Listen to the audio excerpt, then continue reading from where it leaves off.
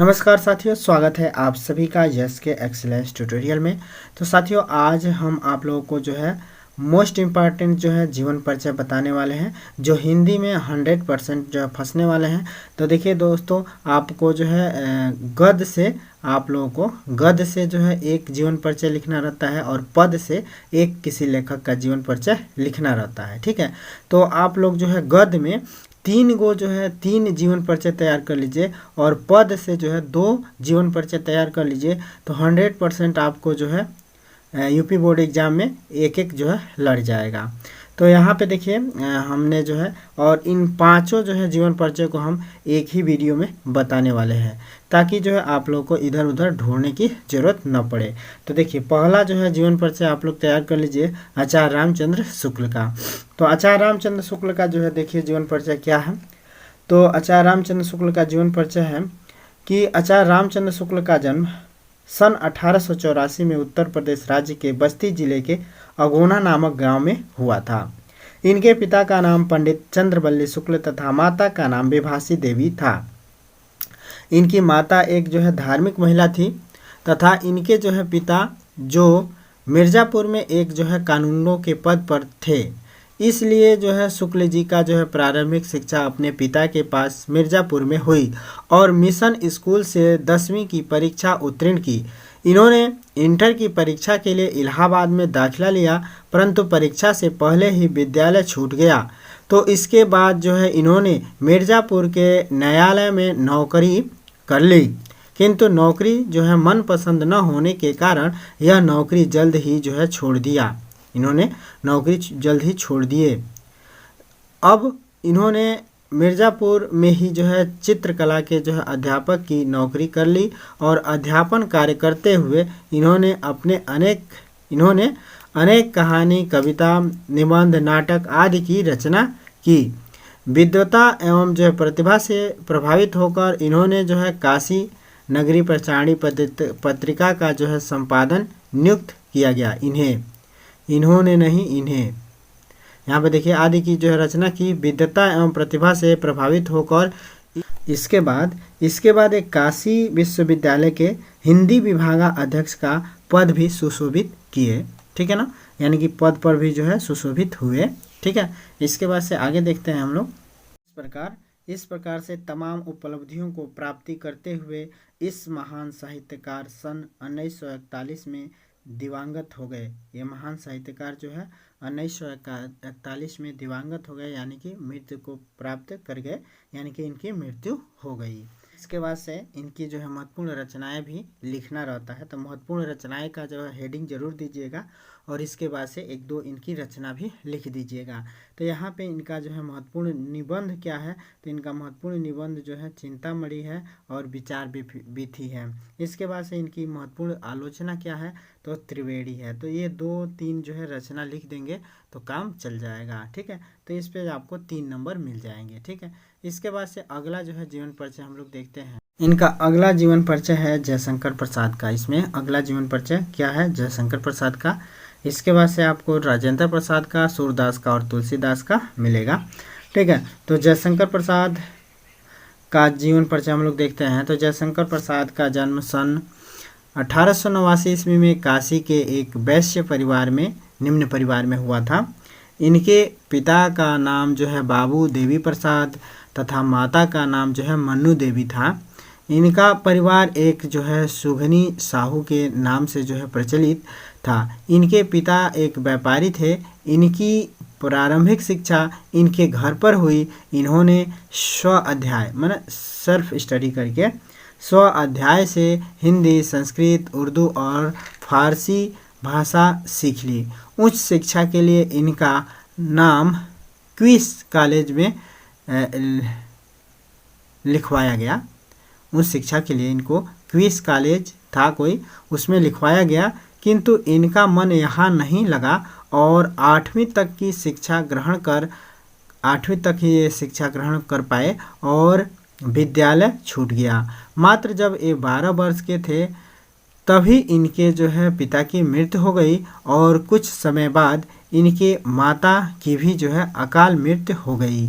अब इनके ऊपर कठिनाइयों का पहाड़ टूट पड़ा, किंतु एक सहारा इनके बड़े भाई का था, किंतु कुछ दिनों बाद इनके बड़े भाई भी चल पड़े। इस प्रकार ये दुख पे दुख झेलते रहे।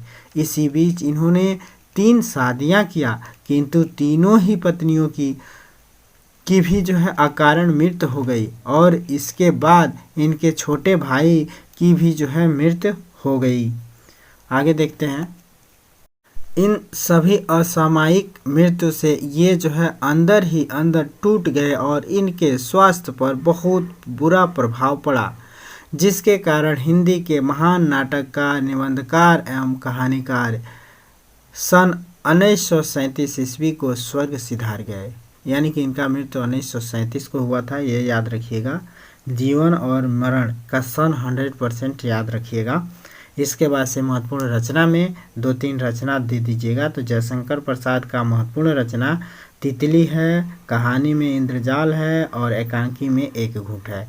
तो ये तीनों रचना लिख दीजिएगा। अगर नहीं याद आता है तब भी लिख दीजिएगा। महत्वपूर्ण रचना में तितली, इंद्रजाल, इरावती, एक घूंट इत्यादि। ठीक है, बस। इसके बाद से अगला जीवन परिचय हम लोग देखते हैं। अब इसके बाद से देखिए, आपका अगला जीवन परिचय डॉक्टर राजेंद्र प्रसाद का है। बहुत ही इंपॉर्टेंट है। इन तीनों में से कोई एक जरूर आप लोगों को मिल जाएगा, या तीनों के तीनों भी मिल जाएंगे। तो कोई एक का जीवन परिचय आप लोगों को लिखना रहेगा। ठीक है ना, ध्यान दीजिएगा।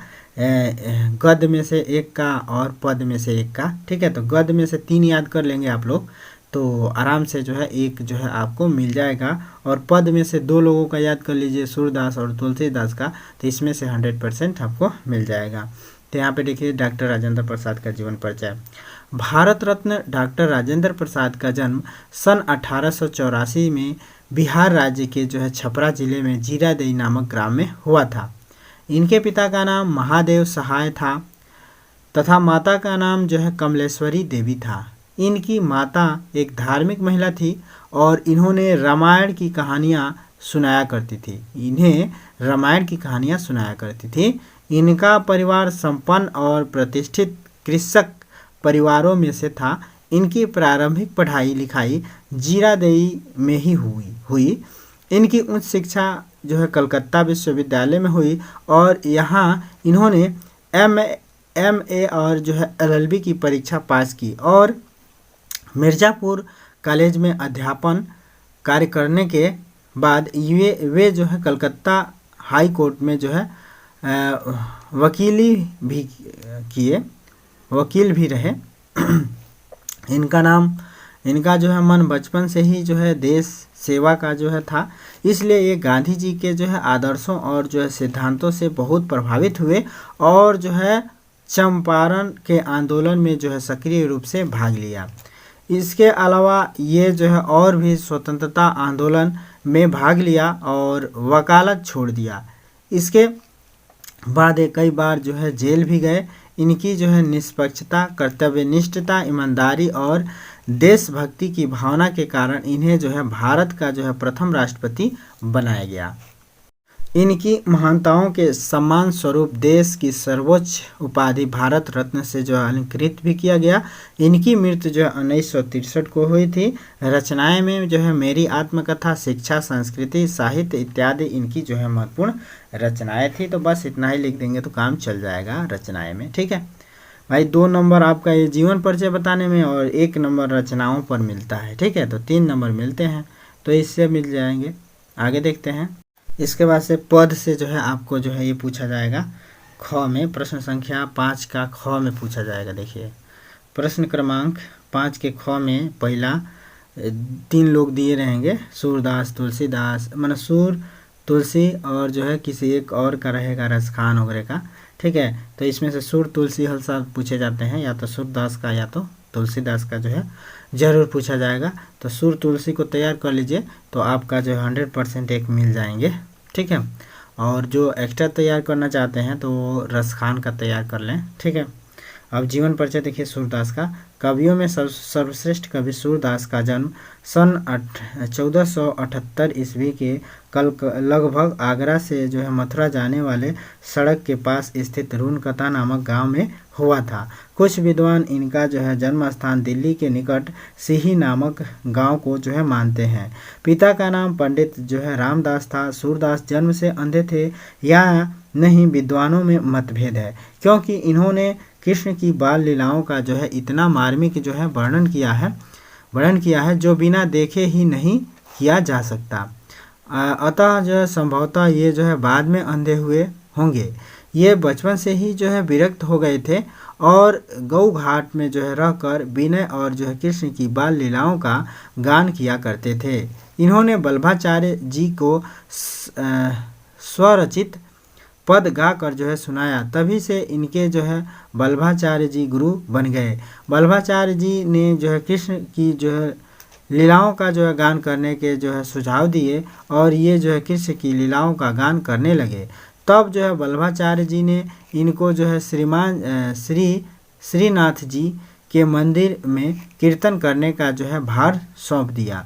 सूरदास जी जो है विवाहित थे तथा आगे देखते हैं तथा विरक्त होने से पहले वे अपने परिवार के साथ ही रहते थे, तभी तो विरक्त हुए होंगे। इनकी मृत्यु सन 1583 ईस्वी में गोवर्धन पर्वत के पास पारसौली नामक ग्राम में हुआ था।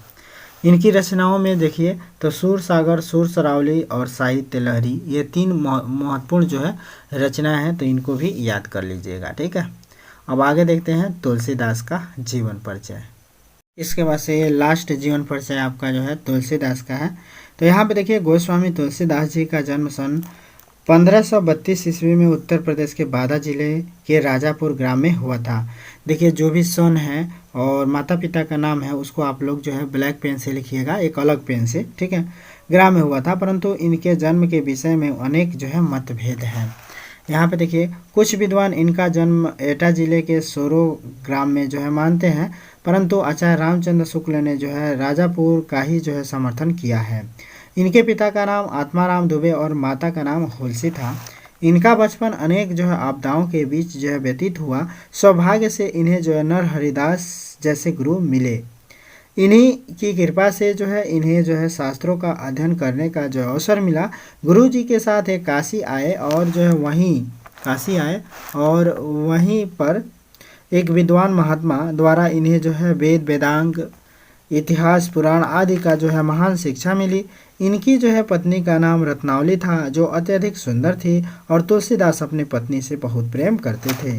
वाराणसी के जो आसी घाट पर सन 1623 ईस्वी में इनका जो है देहांत हो गया।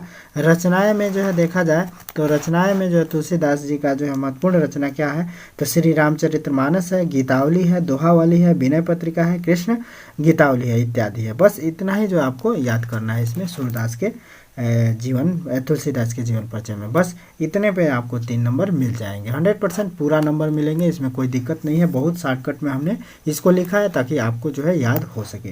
तो यही थे आपके 5 जो है जीवन परिचय। इनमें से जो है 2 आपके ज़रूर यूपी बोर्ड एग्जाम में मिलेंगे। मैंने एक जो है आप लोग पद में से लिख पाएंगे और एक गद्य में से लिख पाएंगे, अगर ये 5 तैयार कर लेते हैं तो फिर मिलते हैं दोस्तों अगले वीडियो के साथ। तब तक के लिए जय हिंद।